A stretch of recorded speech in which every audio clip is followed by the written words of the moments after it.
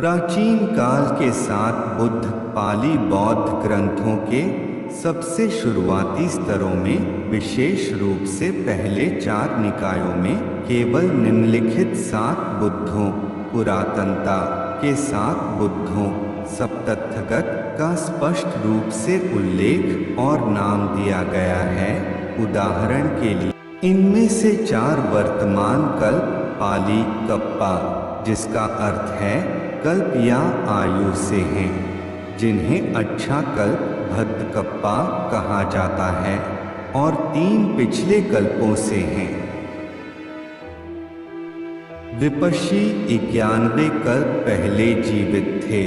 सिखी 31 कल्प से पहले जीवित थे। वेसाभु 31 कल्प पहले सिखी के समान कल्प में जीवित थे। ककुसंध वर्तमान अच्छे युग के प्रथम बुद्ध को नागमन वर्तमान युग के दूसरे बुद्ध कश्यप वर्तमान युग के तीसरे बुद्ध गौतम वर्तमान युग के चौथे और वर्तमान बुद्ध। दीघ निकाय नामक एक प्रारंभिक बौद्ध ग्रंथ से चक्रवर्ती सिंहनाद सुत्त नामक एक सुत्त में भी उल्लेख है कि पुरातन काल के 7 बुद्धों के बाद मैत्रेय नामक एक बुद्ध के दुनिया में उभरने की भविष्यवाणी की गई है। हालांकि थेरवाद बौद्ध परंपरा के बाद के स्तर पहली और दूसरी शताब्दी ईसा पूर्व के बीच में बुद्धवंश नामक एक पाठ के अनुसार प्रारंभिक ग्रंथों में 7 नामों की सूची में 21 और बुद्ध जोड़े गए थे।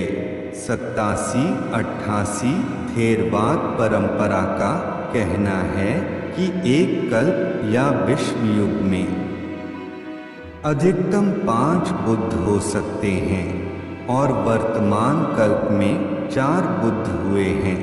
वर्तमान बुद्ध गौतम चौथे हैं, और भविष्य के बुद्ध मैत्रेय कल्प के 5वें और अंतिम बुद्ध हैं।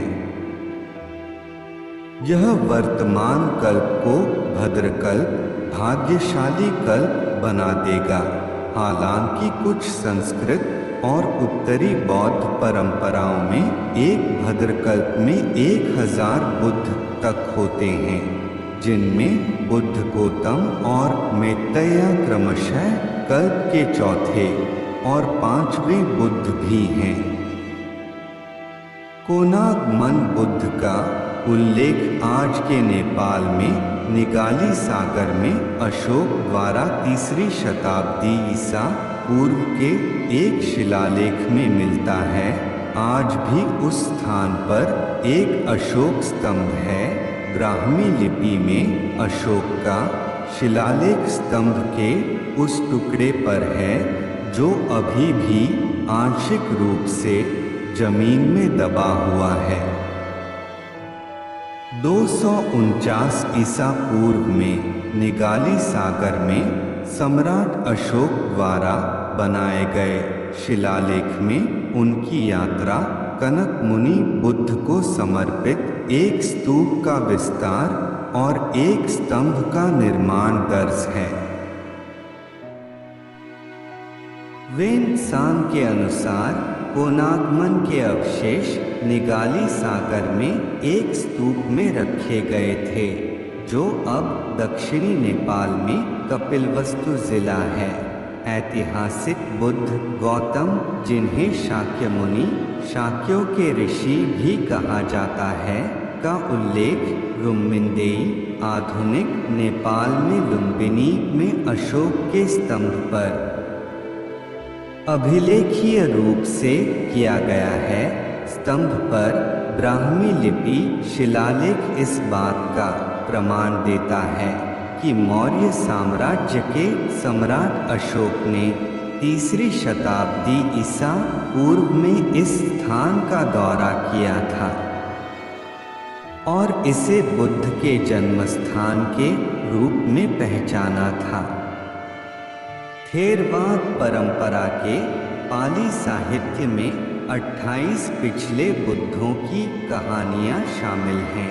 उन देशों में जहां थेरवाद बौद्ध धर्म का पालन अधिकांश लोगों द्वारा किया जाता है, जैसे कि Sri Lanka, Cambodia, Laos, Myanmar, Thailand.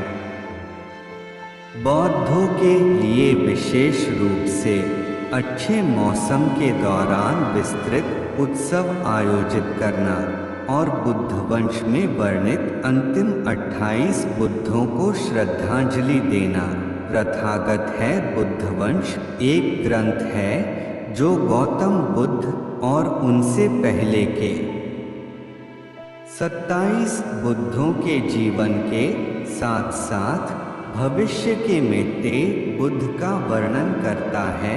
बुद्धवंश खुद्दक निकाय का हिस्सा है, जो बदले में सुत्त पिटक का हिस्सा है। सुत्त पिटक पाली कैनन के 3 मुख्य खंडों में से एक है। इनमें से पहले 3 बुद्ध तन्हांकर, मेधांकर और शरणंकर दीपंकर बुद्ध के समय से पहले रहते थे।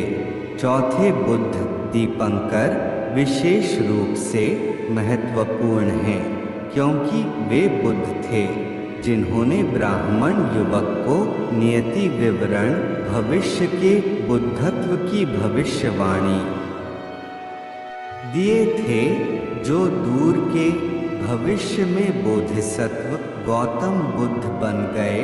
दीपंकर के बाद 25 और महान लोग आर्यपुगल ऐतिहासिक बुद्ध गौतम से पहले ज्ञान प्राप्त करेंगे। कई बौद्ध भविष्य के बुद्ध मेटेया को भी श्रद्धांजलि देते हैं। बौद्ध धर्म ग्रंथों के अनुसार मेटेया गौतम के उत्तराधिकारी होंगे, जो पृथ्वी पर प्रकट होंगे, पूर्ण ज्ञान प्राप्त करेंगे और शुद्ध धर्म की शिक्षा देंगे। मेटेया के आगमन की भविष्यवाणी सभी बौद्ध संप्रदायों, थेरवाद, महायान और वज्रयान के प्रामाणिक साहित्य में पाई जाती है और इसे अधिकांश बौद्धों द्वारा एक घटना के बारे में एक बयान के रूप में स्वीकार किया जाता है, जो तब घटित होगी जब जम्बूद्वीप स्थलीय क्षेत्र, जहां सामान्य मनुष्य रहते हैं, जैन धर्म को भुला दिया जाएगा।